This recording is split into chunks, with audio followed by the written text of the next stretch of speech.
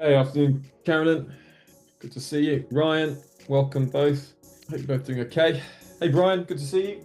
Gold's making its way higher. Typically benefits from the government shutdown. There you guys. Stocks rallying higher today, so we're gonna get stuck into that in a minute. Just gonna give folks a minute or so to come on in, and then we'll get stuck in. So, right, let's get stuck into the session. Global stocks are basically pushing to fresh highs. You can see that. And this is being driven by the artificial intelligence boom. And the trigger really came from OpenAI, which has become the world's most valuable startup now. $6.6 billion employee stock sale sent its market valuation to $500 billion. So that surge just boosted optimism across the technology sector. And you can see tech stocks just surging up. We're currently over 0.5% in the futures, and that's the fifth straight day of gains. Euro stocks, you can see that 50 is up just around 1%, led by a strong rally in tech. And Asian equities broke through last month's record close, and the MSCI Global Index also hit a new all-time high. So it's up across the board. Tesla's gained 2% ahead of its quarterly delivery numbers, which I just see it's just beat headlines of 497.1 thousand versus 439.6 thousand. And there's been a chip maker kind of euphoria with ASML benefiting from AI optimism. And Europe, you've got Novo Nordisk and Roche advancing after upgrades by HSBC for them. So really, strong moves. Commodities, we've got the US shutdown, and one of the beneficiaries of a US shutdown is gold, historically looking back at the data, and gold is extending its record-breaking rally. Oil slipped for another session, fourth session in a row, falling down to $61 a barrel. It's lowest in 4 months here. And that's on expectations that OPEC Plus could restore more supply. Isn't it crazy? Treasury yields have pretty much held steady, but we saw that breakout of buyers yesterday. That's sort of like flag patterns. That's why I bought US 10-year bonds on expectations that the Fed will cut interest rates. And remember this week, no initial jobless claims data now because of the government shutdown, no non-farm payrolls data. And we just had that ADP data yesterday that was very weak, and the prior was revised lower negative. So we've had 2 negative ADP readings for the private job sector. And that's resulted a quarter point Fed cut at the end of this month, and another one priced in yesterday for December. So basically it's AI boom dominating markets. That's the big move, and that's boosting sentiment.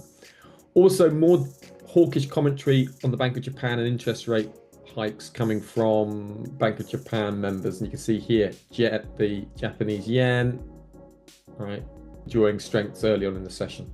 Now, in terms of the dollar, initial weakness, that's faded somewhat. Dollar yen moving into those sort of lows here. Wouldn't be surprised to see a little retest and then a sell-off. So I'm still looking for further downside in dollar yen. The yen should benefit from US government shutdown concerns, and the dollar should weaken. So I'm maintaining my dollar yen shorts. Now, annoyingly, my euro dollar longs got triggered out prematurely, just got triggered out yesterday around that 17151. So I'm out of those. My dollar yen shorts remain very much in play, and I've just brought my stops to break even, not to break even, just locking in some profit at the 14888. So that's what's going on with those 2 trades. And then also my US 10-year bond trade, I've bought out of this channel breaking higher. Just see if I can refresh this and see if the on-balance volume comes back in. I'm holding that as long as it stays above that channel for US 10-year yields. Gold continues its way higher, keeping an eye on EA Sports, and that's the major things I'm looking at. Now, in terms of the actual futures market, okay, hourly chart, we've gone imbalanced. We are above last week's value area high.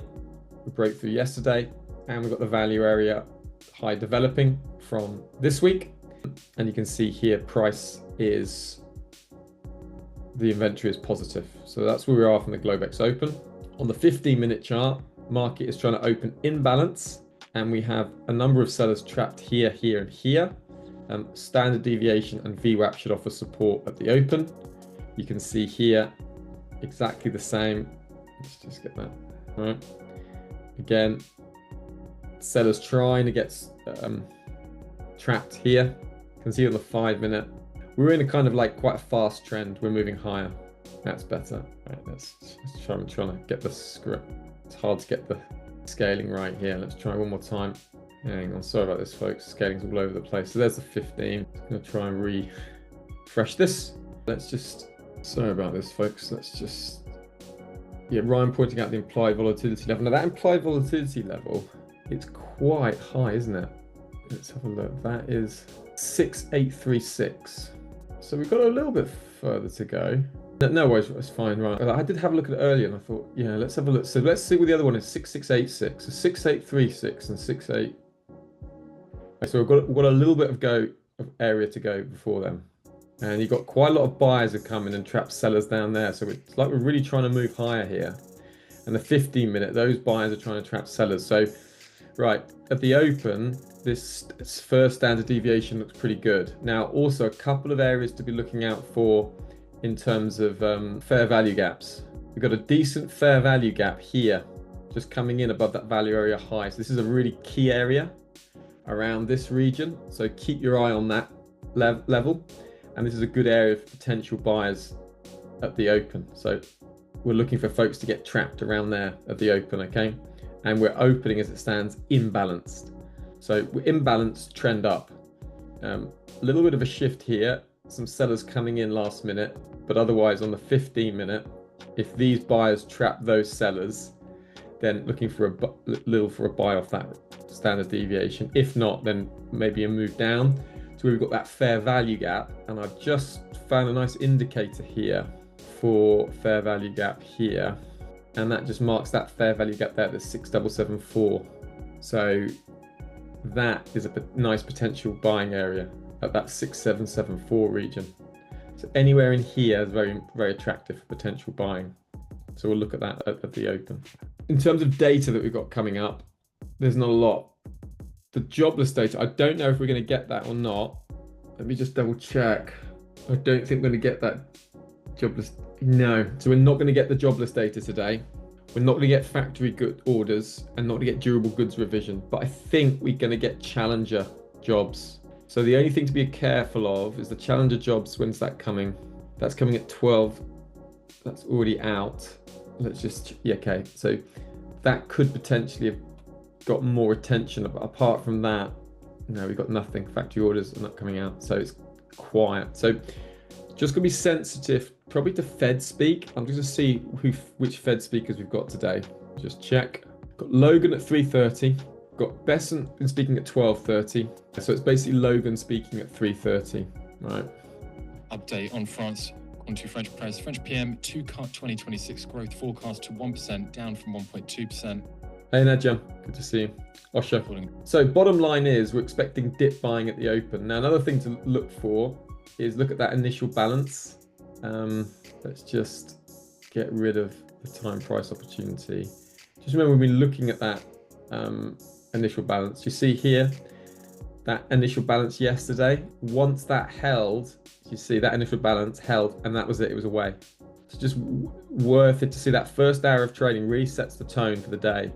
So first hour of trading, then break above, and it was all one-way traffic from that first hour.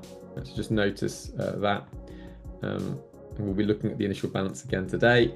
And I've also got that as an indicator here on the chart. So if you look at the initial balance, that's at the ticky opening range, that's the one. Right, there we go. So go to ticky opening range. I'll just show you that. There we go. And put that from 2:30 first hour, make that a little bit thicker, put that red, and then that is how you set up the opening range on the TraderVate charts. So there you go. So that is that same initial balance, but on the charts there. So you can just use that. So we'll look at that later. And there's the fair value gap as well. I'll keep that in place on the 15-minute chart. Carolyn, it is called the Ticky opening range. I'll put it in the chat, Carolyn. Oh, hang on. On TradingView, it's different. So on Ticky, it's Ticky opening range on that one. On TradingView, it's initial balance. So it's just the initial. And I'll type it in now for you, Carolyn. And I'm using 8:30 to 9:30. You change the calculation period up here so it matches your time zone. And it's the first hour of New York. So that's 9:30 to 10:30 New York time. All right. There's a bit of a lack of catalyst out there now. So in terms of other opportunities, I'm just running what I've got, the bond market and the dollar yen shorts. But just gotta be careful now because there isn't a big driver out there. Absence of data. So it could be a bit sleepy, but I'm confident for stocks because we're opening imbalance. We should get at least one opportunity today that's worth it. So that's what I'm keeping an eye on. Inventory positive. On the 15-minute, we're clearly trending higher, right? So everything's looking attractive for further longs. There's something wrong with my scaling today. I don't know what it is. That's the 15-minute. We haven't got sellers trapped here very nicely on the 15. I'm gonna try and see if I get rid of that, if that changes it. I'm gonna try and sort out this scaling. I think it's just a little bug. Okay, that's not too bad. The seller's still there, so it's a little bit mooted. The last sellers we got trapped are really down here, and it's this fair value gap that I'm gonna put back on. That's the area I'm looking at the open. We'll just share that there. Right, okay. So that's the fair value gap there at the 6774.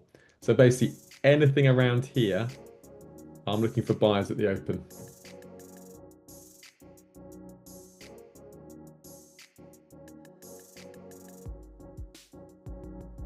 Okay, 6774 is what I'm looking for. Okay, coming in 3, 2, 1. Here we go.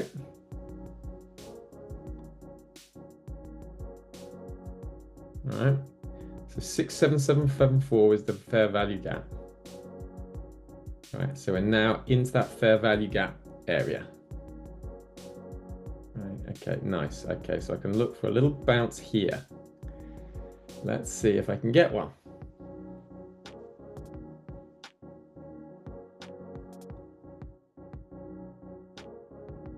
Okay, do I get a move? Let's see. So we're into that 677, into the fair value gap, right? Okay, some buyers are coming in. Right. Now, what I want to see then is some sellers come in, and then those sellers get trapped, and that'll be my entry. So no one's trapped yet, so no sellers are trapped. Some buyers have come in, that's what we're expecting of that area. Right, so I want to see some buyers come in, trap some sellers. Okay. There we go. So that right. Now I want to see sellers come in, them get trapped, then I'll go long. So that's it. Okay, if I get those trapped, I'm going to go long.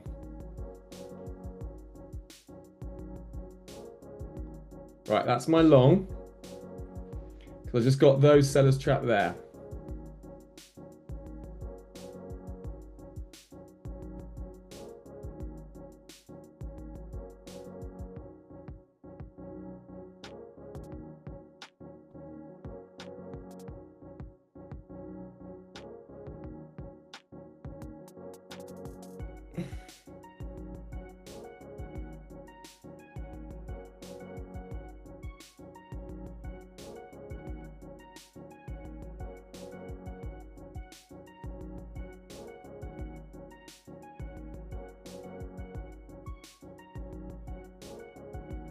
Okay, just trading that.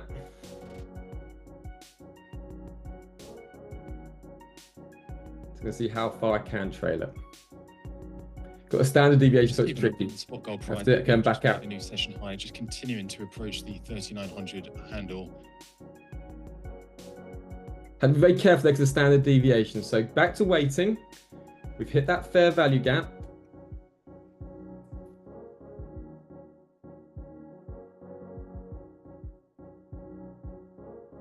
Standard deviation, so I'm back to waiting now.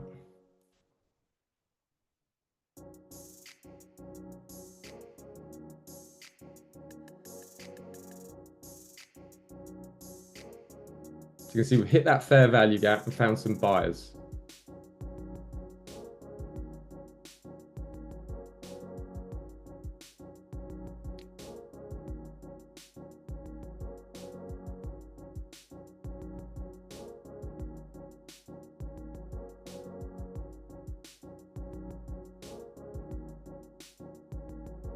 Okay, so that's the bid we were looking for, that fair value gap. We can see there, you just hit it, found some buyers, right? 6774, fine. All right. I was trying to get it as clever as I could with those sellers getting trapped, went long. Okay, you got something, and that's the way it goes.